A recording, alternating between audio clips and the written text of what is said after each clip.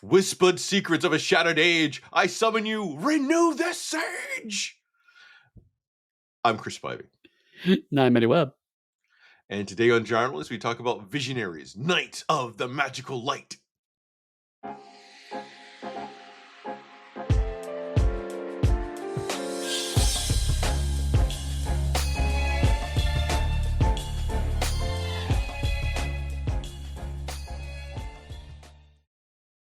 I bet people are wondering why we're talking about this television series out of everything we could have. We could have talked about G.I. Joe right now, Eddie. To be fair, I'm also kind of wondering why we're talking about Visionaries. We're talking about Visionaries, Knights of the Magical Light, because out of the many toy franchises, this is the one that I had nearly all the toys for. Oh, really? Not that I watched the series, but I had nearly all the toys for this. Okay. Well, I mean, also it was intended to be the third leg of the mid-'80s Hasbro things. Like, it's done by a lot of the same people who did G.I. Joe and Transformers. It's Sunbow Productions, yeah. So one of the reasons, though, that I had all the toys for this is because it was defunct in a failed toy line. So what that means is all their toys went on super sale. And I've always mentioned I grew up really poor. So my grandmother saw there were like all these action figures that she could get for me that cost her pennies, I say. And she's like, poof, there you go, shabam. And of course, they were super cool because they had little holograph things in the chest. I was like, ooh. So I had most of them. I never watched. I think I saw one episode of this entire series when it came out. It came and gone real fast. Yeah, I mean, it aired over the course of like 3 months and never showed again. So I figured if we're going to do a toyetic run, we might as well do the one that I had the most toys for out of anything. Fair enough. Did you have the vehicle that had the holographic crypt built into it? Yeah, like I think I was missing maybe 3 figures out of this entire line. And if I remember correctly, there actually were quite a few figures for this line. It wasn't like 3 figures to be done. Yeah. So I don't know how she did it, but I know that she found them cheap, so that's why she bought them, and then she just sort of gave them all to me. My favorite was Cryotech. Is that my favorite character? I don't know why. Really? Huh. Which one's that one? Is that one of the villains? No, that's the hero that's like shoots out the bear. The bear, right. I mean, that's part of my problem with this show is that I had trouble following the characters. They're all kind of blurred together in my head, so I don't remember any names. Well, because they're all just pretty much a bunch of white dudes and 2 white women. Right. And the 2 white women both have convenient marine animal forms, so they can be away from the rest of the men fighting. Correct. Did you also know, though, that this amazing, epic cartoon and toy line also the comic book series? I did know about the IDW one because that was part of the ongoing Hasbro verse. I didn't know there was another one. So I think the one you're talking about is the one where they go and they team up with the Transformers, right? Yes, for 5 issues. Where they kill off like almost everyone on their planet except a couple of Visionaries that go to Cybertron with Merkin. Basically, yeah. Merkin. Yeah. So before that, they had a comic book series that was supposed to, I think, run, 4 or 6 issues? And it was so unpopular, it got canceled after 2 issues, I think. And then they tried to move it overseas and try to redo it there, and it ended after like 2, 3 issues again. I do know that so Marvel UK at this time period, one thing they would do is we talked about this a little bit with the Judge Dredd stuff on the Patreon. So if you want to know more about that, go check out the Patreon at Harlem Unbounding. But they tend to do anthology things. So like they would do 7 pages of a story and then do like 5 or 6 of those rather than one 20+ issue or page thing. And so a lot of them, they would take Marvel comics and bundle them. It's like the Transformers comic, one of the more ubiquitous Marvel UK toy lines. It actually had Iron Man in the back for a while. It had Machine Man in the back for a while. It had Planetary, which was a Star Comics gag strip sci-fi one. And if it involved robots or sci-fi, they kind of just shoved it in the back of it. It's like only So half of it's it was actually a planetary. principal show. It's not the planetary comic I want to say from the 2010s No, no, no, with no. It's okay. Planet Terry. So his name is Terry, and he's from space, so he's Planet Terry. Oh, it's not planetary. Got it. Right? No, it's not the one that's a deconstruction of superhero comics. No. Can I say that I'm tired of deconstruction of superheroes, Eddie? I'm Yeah, like, I'm I'm so with you. done. I'm kind of done. It's been. Can we reconstruct comics? That'd be great. But anyway, so Visionaries, to give you a sense of how popular it was, I believe it got bundled in the back of the Spider-Man comic for about 10 issues, which was and they're weekly issues, so that was about 2.5 months. Oh God, I love it. I love it. So the toys themselves were built using like that GI Joe model of flexibility and everything else. It was super Okay. cool. But they made them like about an inch taller.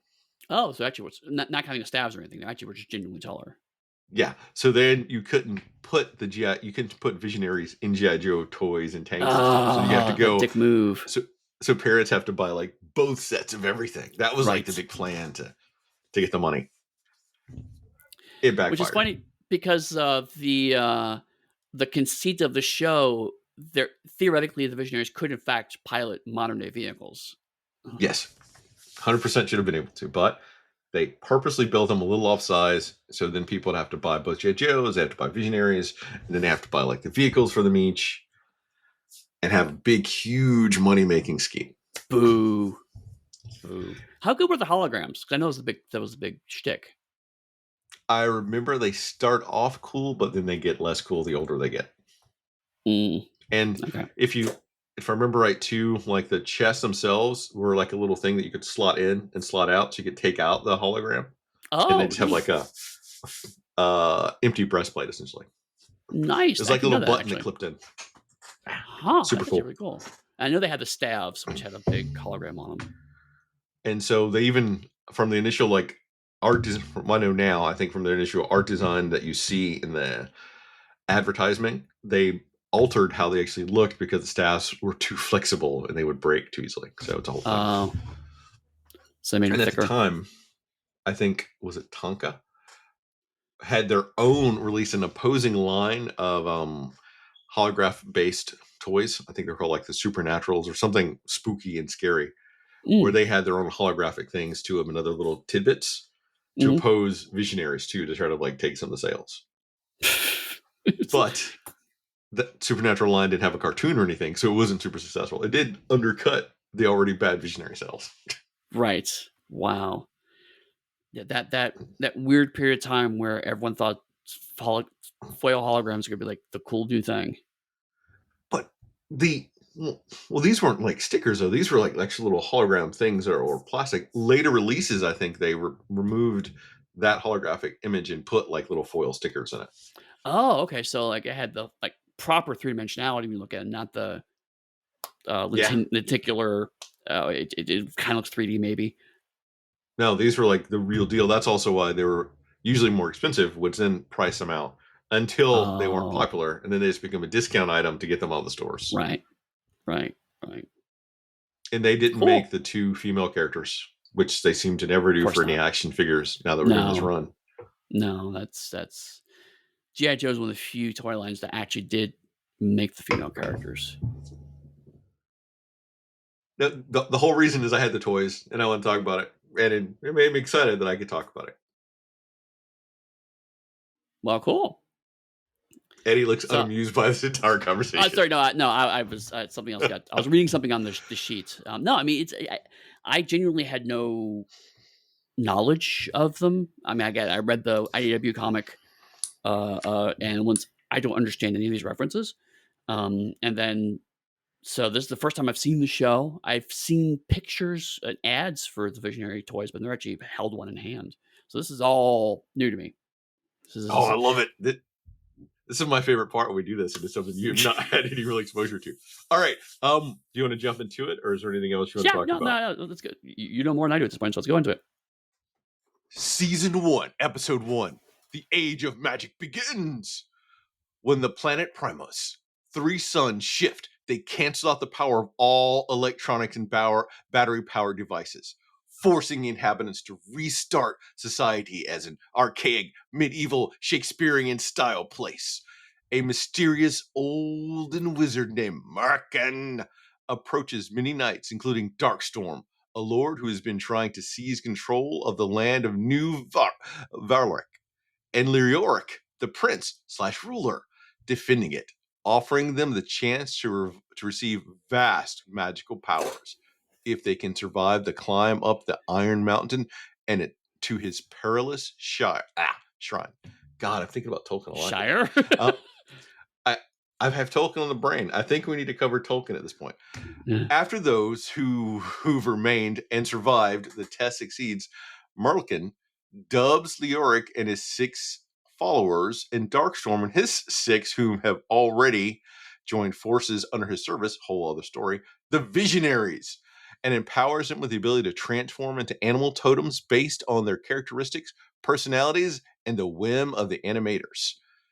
8 of them were also granted additional power abilities through their staves, and the rest were assured, you have other gifts of greater magic. Which you'll totally see when we know what they are and write them into the plot. All right, Eddie, before we go into anything else, what did you think of this first episode? Good, bad, meh, your favorite thing ever that we've watched? Meh is a pretty strong example there. Because it's so much, right? Like, I mean, we talked before, even just recently as Thundercats, like, we love lore. We love lore being kind of drip fed to us. Um, this is just a blast of information, and it's like, again, 12 characters is way too much to introduce into one episode. Way too many. 13 if you count Merklin, right? The 13 characters you're introducing, and it's just like, I don't know who any of these people are. They're all basically fighting in a dungeon for power, I guess. And like, there's a cool idea of like, this was a technological world, and then Shadowrun happened, and now it's all magical instead. And it's like, okay, cool. And they're like, but it's all magic now. It's like, but the technology stuff, it's like, whatever, it's all magic now. It's like, All right. I in much the same boat as you. At the start though, I was distraught by the fact we have such a big info dump, kind of how we did for Silverhawks yep. at the start. But for Silverhawks, they stop with the info dump at the start of episodes. Every single episode of this starts with an info dump. So they know that they're already providing too much going on for people to really process. They have to tell you what it is every time. Mm-hmm. And then we roll into the weakest of the theme songs that we've had to date. Like, it's very weak. All the other theme songs I've listened to completely, even Mama Mama Mask, because they're kind of addictive earworms. In this, I'd go fast forward. Yeah, like many of the other ones, even if I like skip past it, I'll like listen to a part of it, or like I or it stuck with me in some way. Even Mask, as much as we gave that show stick, it was memorable, right? It's stuck in my head. For sometimes bad reasons. Well, of course, Visionaries, because like, you had that supervision thing that I will never forget, because that right, yes, changes the entire show. Because the Mask is secretly in charge of everything. It's like, God, that was such a better show. And like, when I saw that all of the main characters are also wearing masks, I was like, oh no. I shouldn't associate this, but I can't avoid it. But like, yeah, it's just, just basically dun dun dun dun Visionaries. And it's like, it's basically the whole song. It's like, okay. Knights of the Magical Light. Cool. That's it. And when I say this run, I also mean when did the anime run too. This is still the weakest song, and it put me in a like an uh-oh state. Did I make a faux pas suggesting that we watch this because I own the toys? Maybe, maybe not. But then when the episode starts, we're talking like 7,000 years of a high tech sci-fi society. incredible. I love that premise of it, like 7,000 years. Then I get to hear Starscream out of nowhere from like a random person. I was like, Yeah, Chris Latta, and I was oh, like, "Oh, man." coupled by hearing Dr. Smith in that same scene, I think. Do you know who Dr. Smith is? No, I don't. Oh my God. Eddie, did you never watch Lost in Space from like the 60s and 70s? Oh, yes, yes. Sorry. Dr. Smith's a very generic name, so I didn't know who you were referring to. True, I could have been talking about the third Doctor. Right, exactly. So no, I didn't know that. I will always recognize his voice too. He was like the doctor on there who played a cowardly character, and surprising, his character here is going to be a cowardly character. Right, and this is the other thing that, like, again, it's very much in the Sumbo vein, like, there's another character that's very clearly, played by, Optimus Prime, so it's like, you know, there's a lot of similar voices, so it's like, that's not surprising. But in G.I. Joe and in Transformers, Chris Latta plays one very distinctive character. And in Visionaries, he plays a lot of different characters, and it's pretty obviously him every single time.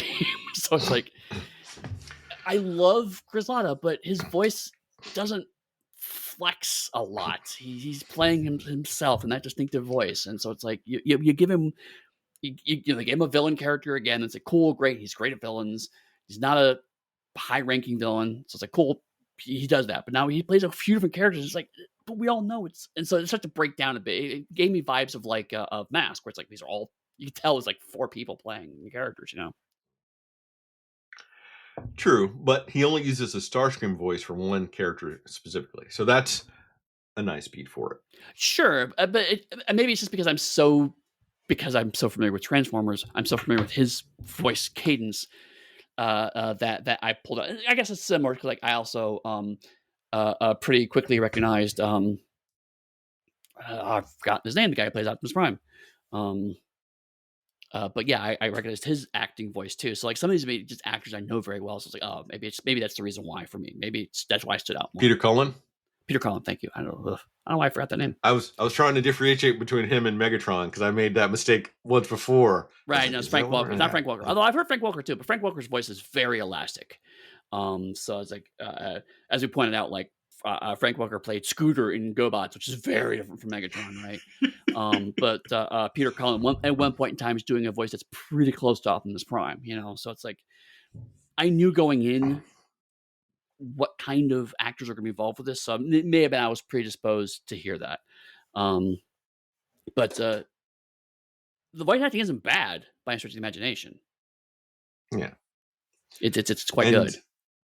so I really liked the voice actors they chose. Some of them because I know, and I don't have like your deep knowledge of that based on Transformers. And I Mhm. like the setup of it being like 7,000 years of a high tech thing that Yeah, shifts into a fantasy setting. So yeah. then you have the stuff that you could still have technology. Because my preferred fantasy is kind of like I think before Michael Moorcock's Elric that feels sci-fi-ish, but it's fantasy. And so we're in an interesting place where like I didn't intend this at all when we first started pitching this around, but like we've hit an interesting run of there was this mid 80s vein of very intentionally blended fantasy with strong sci-fi elements in it. Because we saw it in Thundercats, we saw it in Silverhawks. We're seeing it here again of like, and when we first started watching, I was like, I just finished watching Thundercats, so I was like, wait a minute, this feels extremely familiar. Um, I think there was kind of this weird kind of cultural cachet, and again, the idea of and they have magic and turn into animals, like that's a new thing, you know. There's a lot of things like on paper, this should have been really cool.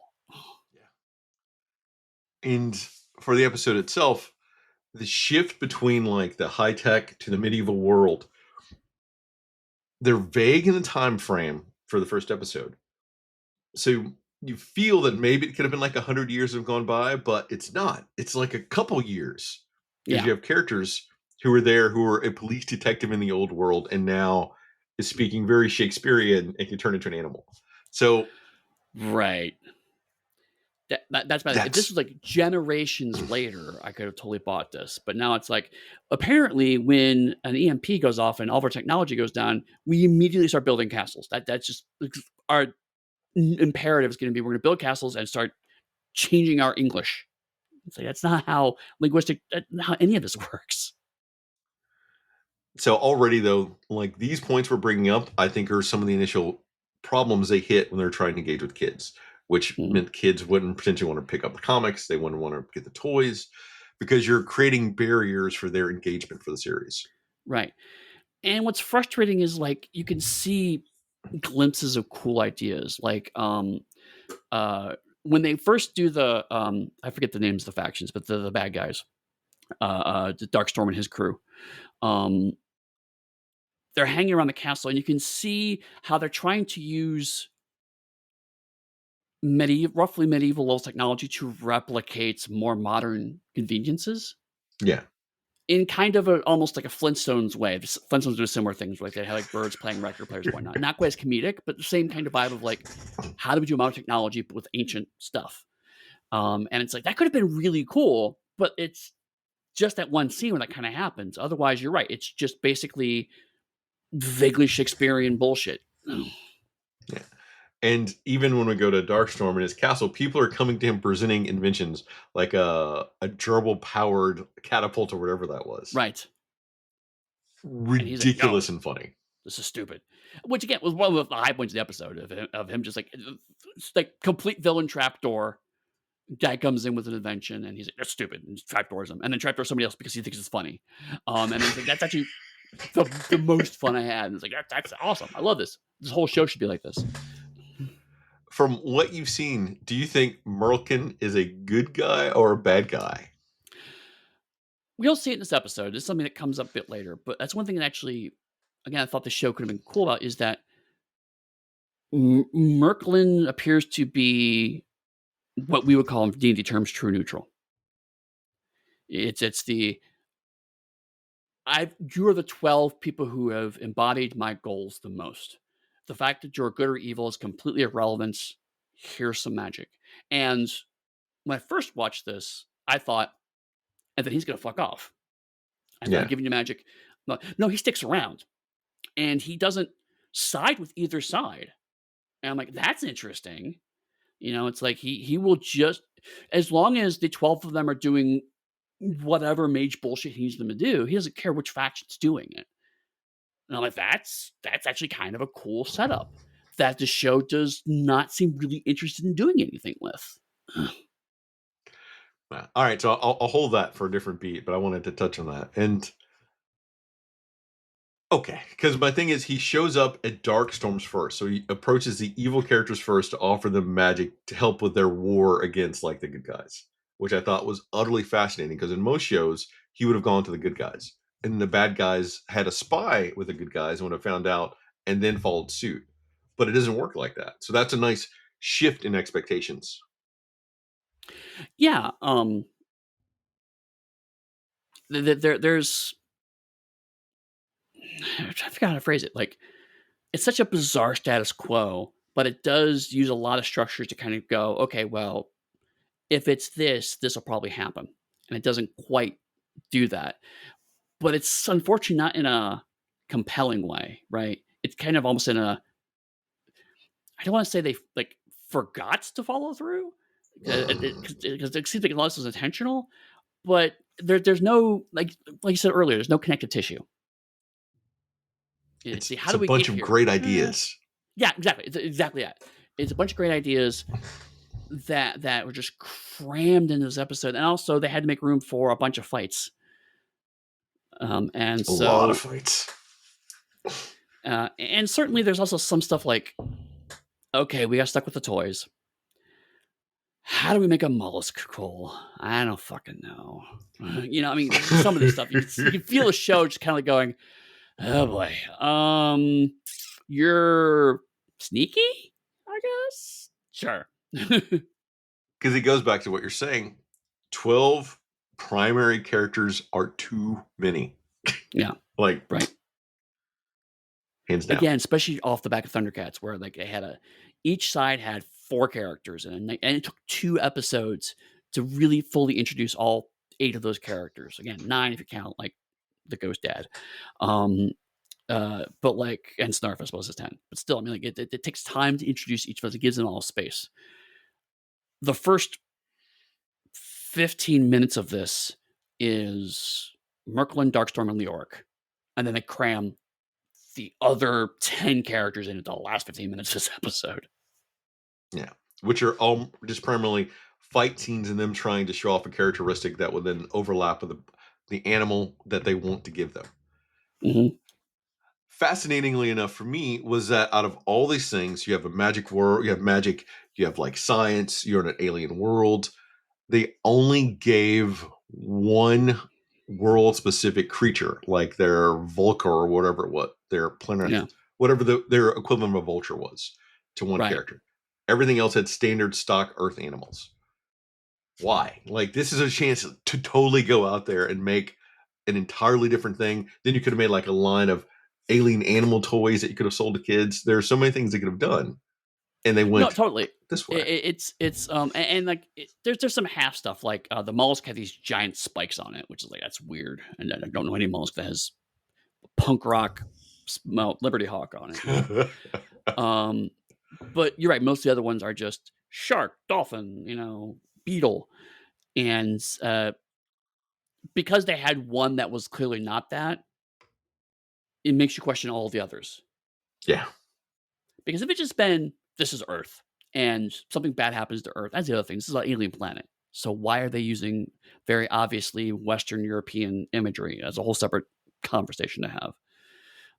But if they just said, "This is Earth, and it's far in the future, and something bad happens far in the future, and now we're back to medieval times," having one animal could have been explained away of like, we explored, we brought back some animals, or we genetically engineered this animal, and now it's populous on Earth. Could have explained that pretty quickly. But because it's an alien planet and there's an alien monster that's presented along with or alien animal presented with other animals, then it goes the why does this place have bears? you know? hmm so many like little things that don't quite click. And is Leoric a riff on Aslan? Is that what they're going for? Maybe. He Just is how? Sorry, go right. ahead. So if Aslan is a metaphor for Jesus and Leoric's a metaphor for Aslan, that makes him a knight that turns into a lion that turns into Christ. Yes, he is wholeheartedly bland, good character. Right. And he's courageous. That's why he's the lion. I think it's the other thing that bothers me about the show is that uh, because you have so little time, they have to have exactly one character trait, and that character trait has to be representative of what we culturally think of that animal. And so, like, Yeah, you're the courageous guy, so you have the lion, even though many other characters also show courage during the course of that episode. yeah. But then they go into like Cryotech showed courage, but instead they gave him strength because he broke some boulders apart once before it ran into something. Right. So it's things like that. And on the whole, most of the villains get crappy animals. Yeah. Like, hands down. And And like, if it'd be one thing if like it's the okay, but here's this animal does this thing secretly cool well, but no, like other episodes show no, they're just shit animals. They're not good at all. So like all the heroes get the cool animals. I mean, and the one exception is of course the women. And it's like the villain gets the shark and the other gets the dolphin. And so it's like okay, that's the only place where remotely cool, but they're both aquatic animals. So again, they get to conveniently segregate their fights away because, as we pointed out in other episodes, the women can only fight women and the men can only fight men. yeah, so it's and before anyone asks, yes, it is obvious that I forgot her name. The blonde in this is obviously their riff on Gladriel from Tolkien, just from her name, Hmm. like hands down. Hence why I have Tolkien on the brain as we're watching. It's like, oh come on. Yeah, totally. And of course, it's the annoying trope of like the blondes haired woman is the good one and the dark haired woman is the bad one, and that brings up all sorts of long-standing eugenics problems and embedded, not so embedded these days, Nazi and white supremacy tropes. Ugh. Unless of course you're Khan Noonien Soon, Right. because the eugenics wars from Star Trek, Eddie. They weren't blonde. I'm just No, being irrelevant now because this show made me want to be irrelevant. right but now they're that they are Indian, although played by a white guy. So Yeah, look at that. Conflicting issues associated with both. All right, before we move on to the next episode, I feel like we're starting to beat up on this. Do you think magic here is a stand-in for drug addiction? How'd you like that? I bet you weren't expecting that, were you? no, that is definitely a surprise. Tell me more. So their power staves in the cartoon, because in the comic they had unlimited use. In the cartoon, they get one hit, then they have to come back to their dealer for the next thing, and their dealer asks them to do things, or AKA gets money from them to give them a hit. That's funny. I was gonna remark that I actually like the fact that the reason why Merklin is involved in this is he controls the source of their power. So it's like, I gave you these cool powers, but you got to come back to me if you want to use them. So you better do what I say. My arbitrary bullshit. But as a metaphor for drug addiction, that's certainly hilarious, especially in the mid '80s. Because I'm specifically talking about the ones with the staff because they get one use, then they Yeah, have to come back if they want to use it again. right. Versus the other ones who have their powers and their powers seem to have an unknown duration for they change into animals. He can turn into a bear for exactly 87 seconds. He can turn into a bear for 14 hours. Well, that's the other thing that's weird, because now you just grab the toys, is that you said the breastplates can clip out to show a blank breastplate, but the staves don't change. But how the powers works actually reversed in the show. You would think that the animals would use once, and you can pull the clip out to say they can't use their animal anymore, where the staff is unlimited use because of how the Yeah. toys are structured. But they actually invert that completely. So it's even dumber than you would think. And so, and in the comic, they could use the staffs like unlimited, which makes the staff like a great power to have then. Yeah. Because watching it from the show perspective, you know what? I'm gonna hold off for the second episode for this. Um, Okay.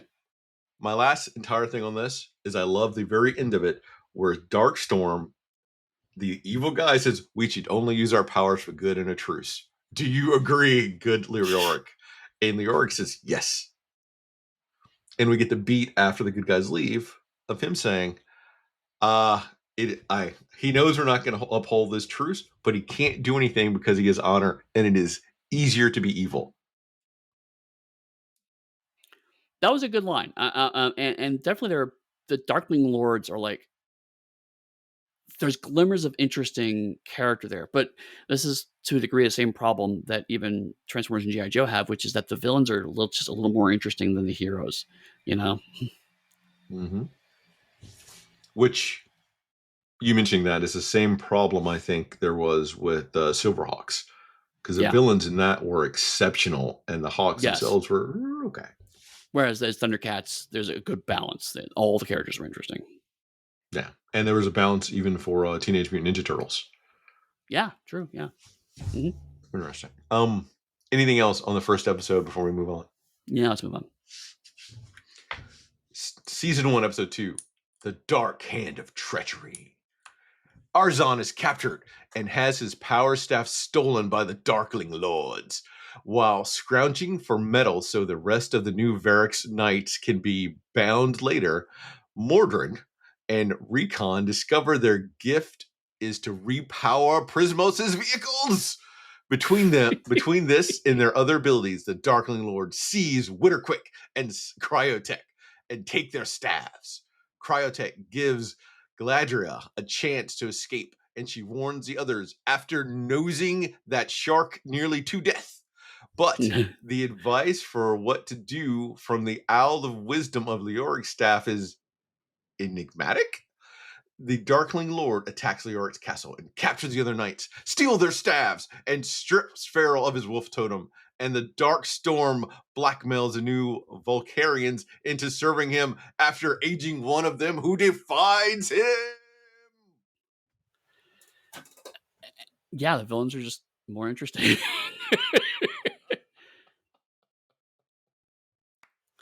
Eddie, I doesn't that mean, synopsis sound amazing? it does well, except for the Merklin going, "You have a special gift. You don't have a stack for a special gift. Special gift is to be a fucking gas can." I mean, there was an interesting world building moment of some of the knights going, "Wait, vehicles don't work. Well, now, vehicles can't hold magic. Well, now they do, I guess." Um, but the problem is that that's the entire conversation. There was nothing about like, why has this changed? Why has Merklin? If Merklin's like, listen, you're the only people who can make vehicles go at all the vehicles are just done. If they really reinforce that in any way, shape, or form, that would have made it seem more interesting. But it doesn't. It just seems like we can make cars go, and that's like the whole debate. And it's like there's nothing interesting about that. Although apparently one of the cars does have a secret magical coffin attached to the side they could shove people into, so that's cool, I guess. That steals their power totems.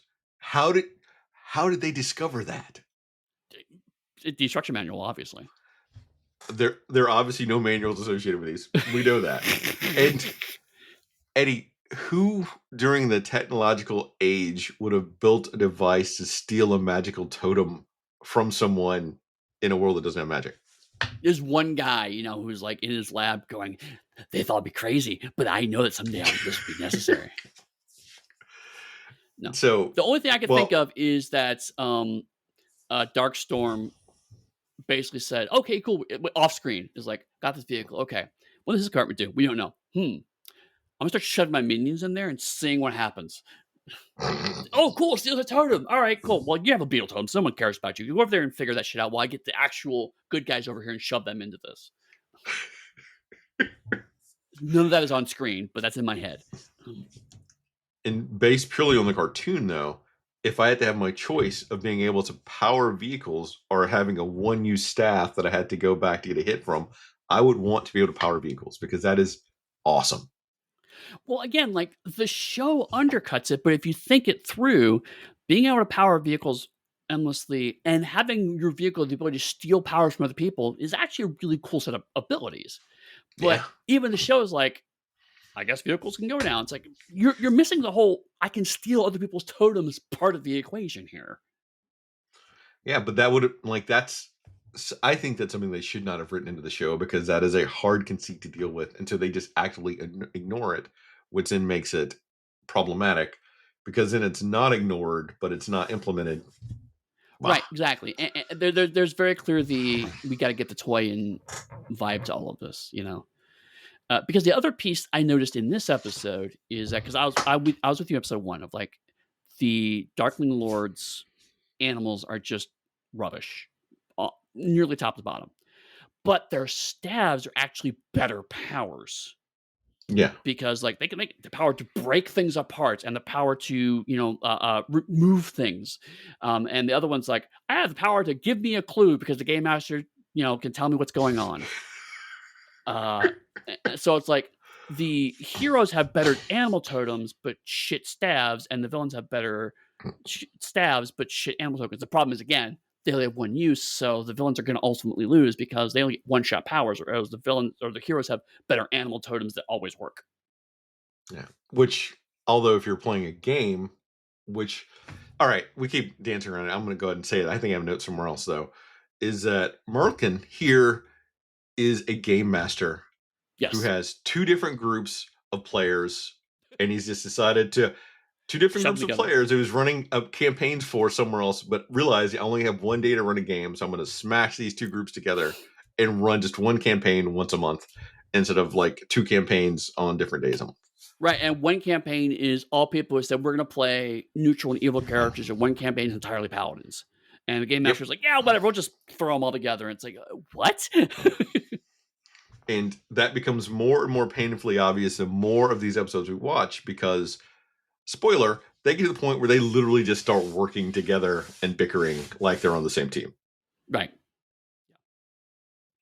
So it's the same GM, different groups, now one big group. Right. But like again, like we said about episode one, there are glimmers of world building that are fun and interesting, but they're used as just gags. Like, okay, we need to negotiate with the good guys. We need to get somebody in there. We're just gonna catapult one of our knights into the castle. I love it. I love it so much. Oh, I And then love it he's so like, much. and then he gets there and they're like, nope. And he goes, okay, so how do I get back? It's like, cool. And they just shoot, catapult him back over the wall. And Because I'm they like, don't put him in give me more of chains. that shit. because they don't put him in chains and put him in jail. They just send him back to fight them again. It's oh And so like there it's building up this idea of like there are two groups that are ideologically against each other, but they both work for a larger force that has opaque objectives. Let's put it that way. And so they can't just capture each other because they're all ultimately working for the same person, but they're never going to get along. But the whole show is structured like a much more traditional the good guys fight the bad guys thing. And so there's this interesting conceit that the show keeps running into the walls of. And so it's like, you made this cage, you put them in. So the walls are there that you put them there. So you keep running into the walls that you made. If you just had this be the mage fucks off, then you could have your much more classic evil knights, good knights done. But they didn't do that, but they don't play with the actual structure they have. So you get these weird moments of like, we have to send them back because we can't capture him because that's how the structure is. But it just plays as a joke rather than let's dig into the ramifications of that. so the D&D cartoon was in the early 80s, right? I believe so. I think it was 83. So because that has me now thinking more specifically in game terms that potentially someone was watching the D&D cartoon and that's where they're pairing their idea of Merlin from how they had like their game master that was constantly popping up to give them quests or point them in the right direction. I mean, And so yeah. they If you think about it, the D&D cartoon ran for 3 episodes, or sorry, 3 seasons, I should say. And it wrapped up in 85. This is 87. So it may have been like, maybe that was the target was like, we want to yeah, try to reignite the D&D audience with G.I. Joe style figures. that's what it had to be because Merklin Merlin is essentially the game master from that except inverted to be a little bit more evil. Merklin looks straight up like the cover of Unearthed Arcana. Yeah. Yeah, he does. Huh. If only the D&D people knew then they could potentially sue them and took what little money they made before it Right. all fell apart. We would like your 25 cents, please. Oh, I love it. Uh, Um ah. So, all right, from the villainous side, they touch on another interesting conceit before they learn about the vehicles is that they have a hierarchy structure in place based on who has a staff and who doesn't have a staff. Like that is utterly fascinating and it goes nowhere. And there they go. Instantly. right, because it's Darkstorm, it's everybody who has a staff that's not Darkstorm, and then everybody else. Yeah. And it's like, that could be cool, right? Because again, Transformers and G.I. Joe have an informal structure of leader, a handful of lieutenants, and everybody else. But it's kind of informal. Like G.I. Joe, it's like, there's Cobra Commander, but then there's Destro, there's the Baroness, one or two others, depending on who's running the episode. And then everybody falls under them. This feels like it's trying to emulate that, but I like the idea of like, you could have something where, okay, if I'm a villain and I steal another villain's staff, I get moved up in the hierarchy. That could be a potentially cool and interesting concept. That the Yeah. show is, like many of these cool ideas, does nothing with it. And so the actual attack on Leoric's castle, the fact that he scares like Gleadria with a tidal wave, and Eddy, her fucking thing is to turn into a dolphin. Why is she afraid of water? Yeah. Yeah. Yeah. Mhm. It could have been a fire. It could have been anything else, anything but a big thing of water. Like, Right. If only there was some kind of visible indicator on her body that could tell you what kind of animal she's inclined towards to remind you of these things. oh. I really wanted to love this because I had the toys. And Yeah. I'm seeing like the brilliance that could be here. And then I'm seeing what they did. And I don't Right. know if it's a lack of engagement because they didn't think kids would be smart enough to keep up with it. Which, if that's ever what you think, you totally need to change that. You need to flip that Right. script because kids are brilliant, too smart. Right.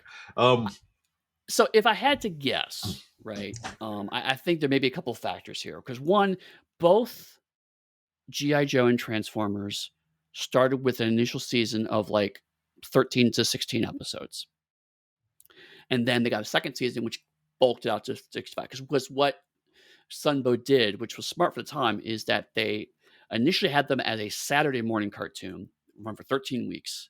And then if that did well, then they get a whole new season, and then they rebundle that as a daily cartoon Monday through Friday. So they have 13 weeks, 65 episodes through all that. So we have a 13 episode season here. My guess is I think all the people working on the cartoon realized they probably weren't going to get more than 13 episodes. Yeah. And so try to cram everything into 13 episodes. Whereas if you watch G.I. Joe and Transformers, they have a much smaller palette of characters and concepts to start with. And then they can expand on it as more toys get introduced as they have the expanded episode order.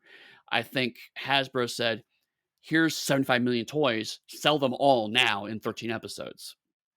And so they had no time to world build or anything. Because, I mean, again, look at G.I. Joe and Transformers. They both had 5 episodes of a movie to start to sell all the world building stuff, and a reasonably about the same size cast, but they had 5 episodes to do all that in. All that was crammed into these 2 episodes functionally, you know? Well, so we're saying 2 episodes. There's actually 3 episodes before, because this will end on a cliffhanger.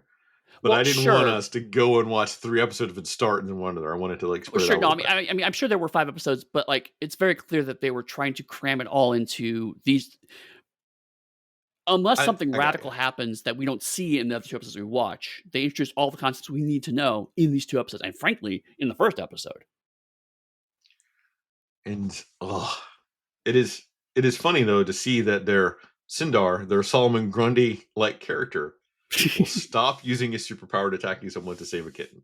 Like that was funny. I loved it. Yeah. That's like a nice character beat. It's like, oh, It's definitely written by, because I mean, the scriptwriter of this is Flint Dille, who worked on things like Transformers the movie, right? So he's clearly very experienced in writing these kinds of cartoons, and so you can see the confidence of like, let's put a joke here, let's put a joke here, let's put a beat here.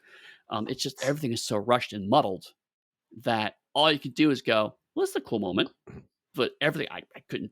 Like, we're going through the recap, and bits and pieces are flickering back into my mind. But I watched this stuff yesterday, Chris. I watched these episodes yesterday. Eddie, I watched them last night and I finished one this morning before we started Right. recording. Yeah. And I've commented specifically how there were no POCs in that first episode. Right. Except for there is no, not the first episode. In the second episode, the first episode. I saw sorry. 2 black peasants in the crowd that they panned over quickly. Right. That's it. I'm still utterly offended by the total lack of diversity in the show. Utterly offended. I mean, let's. I mean, first of all, unpack the. Oh, look! In 2 years, the only non-white characters are going to be considered to be peasants. But also, how does feudalism happen in 2 years? Right. It's like feudalism is a very complicated system and structure. You don't just become a peasant in 2 years. So that timeline jump, I don't get either, because we don't know how long it's gone by, but it couldn't have been that long because they've inferred how young one of the characters is. Yeah. And he had and he was like a detective, so it's got to be super quick for me to be that young and have been good ideas, not well implemented. No. And they're obsessed with everyone swearing allegiance, and everyone that swears allegiance suddenly adheres completely. Like that, right. I've given you my word, I will not break it. All right. Anything else before we move on? No, I think we need to get moving through this. Season 1, episode 10, The Trial of the 3 Wizards. Merkin persuades the Spectral Knights to capture 3 of the wizards who escaped the wizard's jail after Darkstorm's betrayal. Falcomir, Weezer Squeezer, and the possibly good Bogvarus before one of them stumbles upon the lost shrine and gains extreme power. They scour the Anarchy Zone as a recommendation. Iktar uses his police officer skills to interrogate a former criminal into telling him how to find the trio, a person of color who is Oh. victimized. They succeed in locating each, but Recon sees them on their return, and the Darkling Lords sabotage their vehicles and attack. They release Weezer Squeezer since he is under a spell to always lie, guessing the Darkling Lords they may capture him and fall for his lies. But when he acts uncharacteristically self defacing for Wizard, Lexor realizes who they're dealing with, and they learn through him where the lost shrine is and decide to take him there so they can be empowered. When the spectral knights go after them, they're swallowed by a large poop monster who they torture into revealing the location of the lost shrine. And in the end, they return the wizards to Merklin, the enslaver. I'm not sure where to start unpacking this episode. I don't The know. fact Poop that the monster. show twice invalidates police brutality as a valid tactic for the good guys to get information. The fact that the person that they interrogate not only is a person of color, but also has an East London accent, which sets up a whole different level of problems. So it's offensive in two different perspectives. The fact that And one of the then, characters is called literally Weezer Squeezer. and oh, oh, Eddie. Oh, this is the episode I regretted watching this show. Before I had some major quibbles. Was like, you know what? The first episode's animation wasn't bad, keeping me kind of interested, and it progressively got worse. So we hit this. Right. I will. The only defense I will give this episode is that both G.I. Joe and Transformers had objectively, unironically, and even for the time, horribly offensive episodes. So from that perspective, this is slightly better because it is slightly, and I mean slightly, subdued, as opposed to literally calling a country Carbamia, as a random example. God. So pausing momentarily for this because you didn't watch the third episode. I watched the third episode because it was a to be continued. I wanted to be able to talk about it, Okay. and I want to bring up a slightly relevant point here. At the end, the Spectral Knights escape in the third episode. Yada yada yada. And in the end, they beat the bad guys. They all go to Merlkin together, and Merlkin says that I need you to go like deal with this dragon for me, and I'll pay you in magic items. Essentially, what it boils down to. So he's And absolutely a dungeon master, right? Okay. yes, and I'm bringing it up because here he offers them magic items to go take care of these wizards, and the conceit becomes he offers them magic every time to go do a task for him, becoming a dungeon master throughout this series by the end of Oh my episode god. 3. And certainly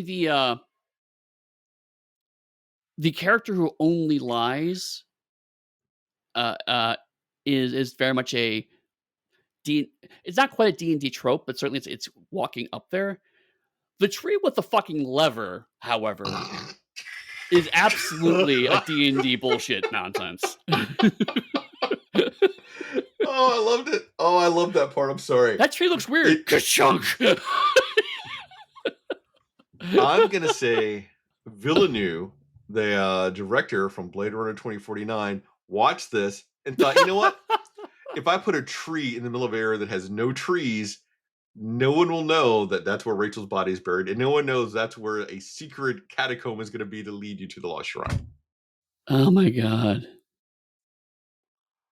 So it's just a mess on every level, and I just can't. But they're funny bits in it, Yeah. like the robotic zookeepers in the bottom that Yeah. they turn into animals to be captured, and hit Leoric staff of wisdom says, "Do not do what you would normally do." Hilarious and utterly feels useless, but not. So they're good beats, but it's just drowned in shit. Right. Literally drowned in shit. Yeah, yeah, there's that too. Um, but, like, I mean, yeah, like, as much as the name Lisa Squeezer just drove me nuts because they kept bringing up a weirdly specific number, like, they kept bringing the name up, and it's like, it just sounds like a stupid name. Um, but, like, I mean, I'm saying this with characters like Recon, so, what the fuck do I know? But, like, his actual interactions were amazing because it was like, "Do you know where the lost shrine is?" Like, "Of course not. That's ridiculous." And it's like, "Okay, so he's telling the truth." And it's like they do player characters do, which is like okay, this guy lies, so we have to phrase our questions specifically so that we can do the opposite of what he says. Those are some genuinely funny moments of watching the villains try to reverse engineer the game master's plot. Because usually that's what the heroes do. And so the villains occasionally would argue about that. And a couple times, one of the dumber villain would be like, "Okay, we're doing it." But no, he lies. We told you this already. Like there's some funny moments, but they're so disconnected to each other. It's just like, how do we get from capture three wizards to, okay, we're only strictly talking about one wizard, but okay, now there's a poop monster. And also there's a zoo and there's a tree. And it's like the game master's like, I pick up the module and there's like 20 things to do here. So I'm just gonna do them all on the list in order. It's yeah, that's essentially what it is. There's like a table of random events, and the Yep. guy just, you know what? I'm not going to spread these out over days. We're just doing them all condensed down Right. together. These are all cool. So I'm doing them all at once. And the fact that now, though, they've introduced this concept of zones like Judge Dredd and everything else Yeah. for them to operate in. Maybe it happened somewhere else in the series, but that's where did it come from? We'll be generous. We'll say there's a 5-year gap between loss of technology and a medieval time. How did we go from states or whatever to zones? Here's the other thing is, and then this is because we've fallen into I fall in the classic trap that you point out sometimes of like, this show's not giving me enough, so I start overthinking it. If you have a feudal society, how do you have an area that has no laws? How do you have serfs in an area that has no ruler? Because that's how fucking feudalism works.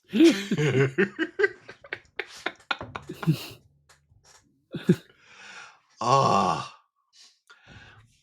I don't know. So there's a whole bunch that's wrong with this episode, and at this point, I see why they did not get more than their 13 Yeah. episode run they'd already had ordered.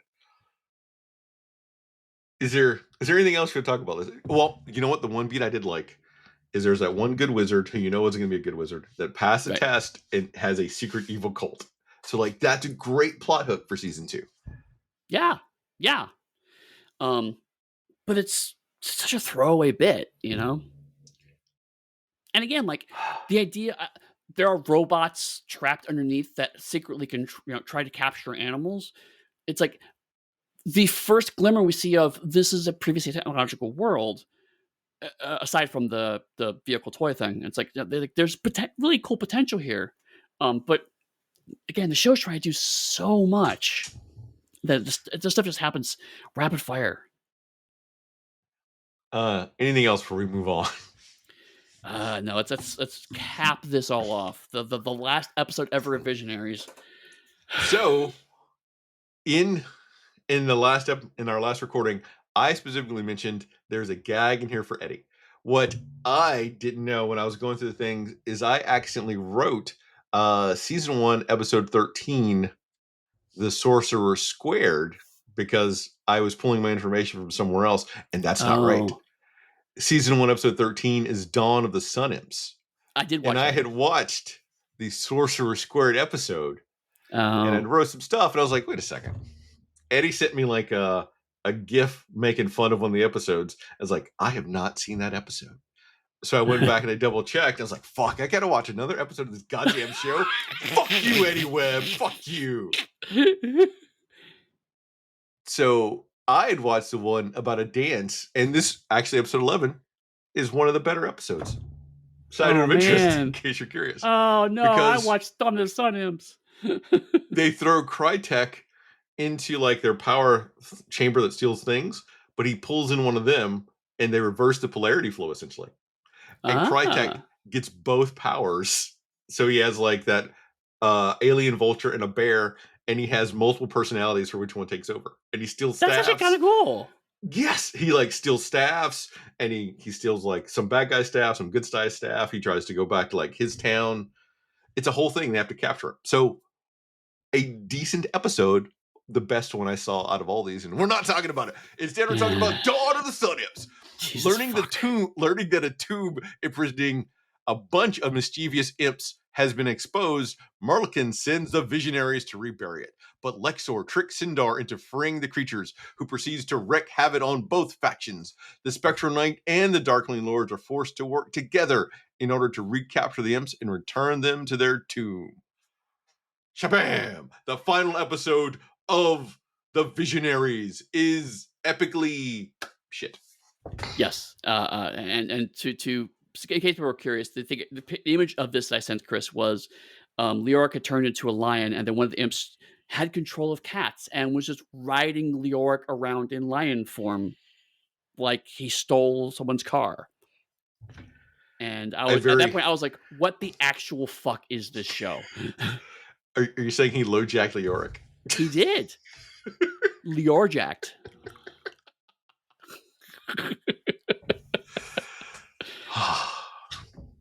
Okay, we gotta cover it because it's what we do. I want to. Um, We start this episode with there's a deadly fight, and I use deadly in finger quotes, between the Spectral Knights and a couple of Darkling Lords. Are like duking it out, and they fall down, and they see there's a tomb, and they instantly stop fighting to investigate the tomb together as a yes, team. As in, there were two different groups. The GM says, "Hey, here's a mystery. Go solve it." And the two different teams go, "Gotcha." I this episode, I have zero supporting evidence for this. This is just vibes. I feel like this script was written the day after they found out the show was being canceled, but they still had to contractually give out a 13th episode, and they're like, "Fuck, I don't know." They worked together to fight Looney Tunes characters, I guess. And I know last recording you talked about how Lion-O was bored, so he started mountain climbing. I think that they're just bored, so they wrestle each other all the time until the GM gives Yeah, them something to do. yeah, because like they're supposed to hate each other. They're supposed to be like two different rulers are fighting over control of something that continues to shift throughout the show. But instead, they just kind of hang out when they're bored. Which again, if that's the concept, is that we can't actually destroy each other, so we're just ideologically opposed, but we're ultimately a 12-person team. That could have been a really interesting concept. Yeah. But the show just conveniently forget, like you said, like it's supposed to be a big twist that we have to work together. It's like you've worked together pretty much every episode. Why is this presented like it's a new thing? It's a shocking twist. It's like no, you always work together when you're not working together.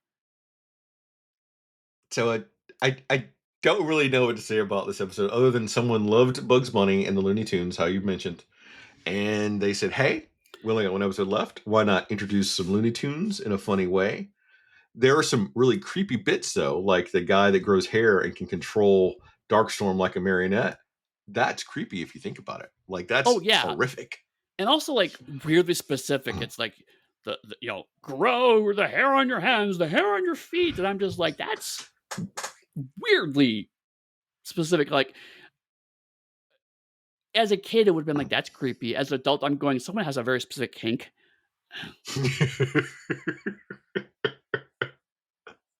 It was the knee hair that really got me. Grow the hair on your knees, like really? Yeah, yeah. It's like what is yeah. So it's like it's not quite body horror, but it's like weirdly close for an episode that is in no way, shape, or form equipped to handle that. And oh, so we also get Merlin giving them like a recap of what happened before, and we get the use of one of the staffs, like the staff of first, like the staff of not staff of knowledge, but the other one where they has a brain pop out that tells them everything, and we see that it is being controlled by the Sun Imps. So obviously, the Sun Imps can potentially control their magic, which of itself is a utterly interesting thing that you could have really gone down on. When he can control Leoric when he's in lion shape, Yeah, super cool, but it's never played out. right. It just becomes oh, okay, this is why we can't just mop these guys up within 5 minutes. So they control magic until they They don't can't. anymore. Who baked that city-sized cake, Eddie? I want to know who baked that cake because they ain't got no power. So how? How? I imagine that they outsourced to the lamb people from Thundercats. and they said, "Hey, just bake us a giant cake. I swear we'll use it. We'll need it for something." We get a breakdancing wizard. I I missed got I that. got nothing for this. What? I missed the breakdancing wizard. I may have When had a stroke at that point. when the little wizard made the big wizard spin on his nose. Oh my god. Okay. No, yeah, you're right. That is yep, yep, yep, yep. No, it's coming back to me. We're in the 80s. There's breakdancing. No, yeah, it's you're 100% correct.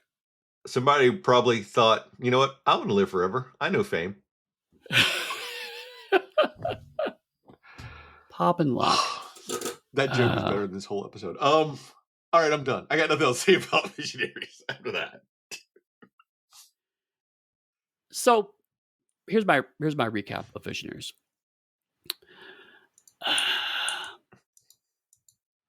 Yeah, that's it. Um, like Okay. I was mad at Mask, right? I was we were both just like, what the hell is this show? But I was Mask. engaged with Mask, right?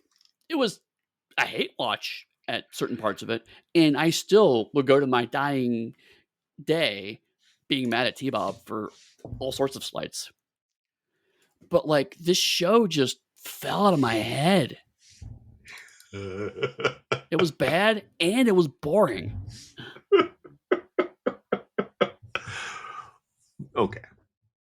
My full take on Visionaries Knights of the Magical Light is it is a interesting concept that was badly executed that had like great glimmers of something that could have worked in it, Yeah. but there was either someone that didn't care enough to try to make it coherent enough to be a thing, or there was so little faith in it, they knew they would only get these 13 episodes, and so they were just like pushing out something to get a paycheck. Yeah. I would love to see someone take those original toys or a slightly different version of those original toys that could be made with modern sensibilities and engineer a whole new backstory. Because knights with magical power that turn into animals in the ruins of a previous technological world sounds amazing. Yeah, and it just didn't work. Just didn't work. Eddie, if people want to come talk to you about this epically amazing show, Visionaries, Knights of the Magical Light, where could they do that? Well, before they do that, they can come talk to me about the show we're going to talk about next week too. Part two of Which, Visionaries, Knights of the Magical Light, Electric dear Boogaloo. God, no, I will turn this podcast around. No, we're going to strangely keep going mining this science fantasy vein, but we're going to go back to where it's all riffing off of, which is He-Man's and Masters of the Universe, He-Man. 1983 version, not the other 25 versions. They're also called He-Man and Masters of the Universe. Is the 1983 version, the original toyetic version. We're going to do, as always, season 1, episode 1, which is the Cosmic Comet. Then we're going to do season 1, episode 4, Diamond Ray of Disappearance. Season 1, episode 34, The Dragon's Gift, and then all the way to season 2, episode 45, which is The Problem with Power. So we're going to get a nice spectrum of the massive changes that occurred in He-Man. I can't even say it with a straight face. Do you want to throw She-Ra episode 1 in there too at that rate if you're going to jump around that much? No. Tempting, but no. Because But it's a whole Eddie, separate thing. she's a princess of power.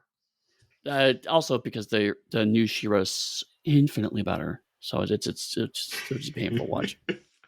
If people want us to do a She-Ra run, they could definitely contact Eddie at where? You can contact me at tbob.sucks. I'm gonna get that URL now. But otherwise, you can contact me at pugstudy.com. That is my website. That's also where you can find me on Blue Sky, or you can catch me hanging out on the Darker Hue Discord. How about you, my friend? If you want to come talk to me about Robotech, that is a great anime. You could do that at dark_hue on Blue Sky. You could come into the Dark Hue Discord and talk about anything from this comic run that we're doing. Or if you want to support me, you could go to my Harlem Unbounding Patreon. Or if you want, I'm still sitting on like 20 copies of Haunted West I have not promoted. You can come buy some of those. Knock that 20 down to 19. There we go. And so with that, we'll see you next time where we talk about the Masters of the Universe. He-Man.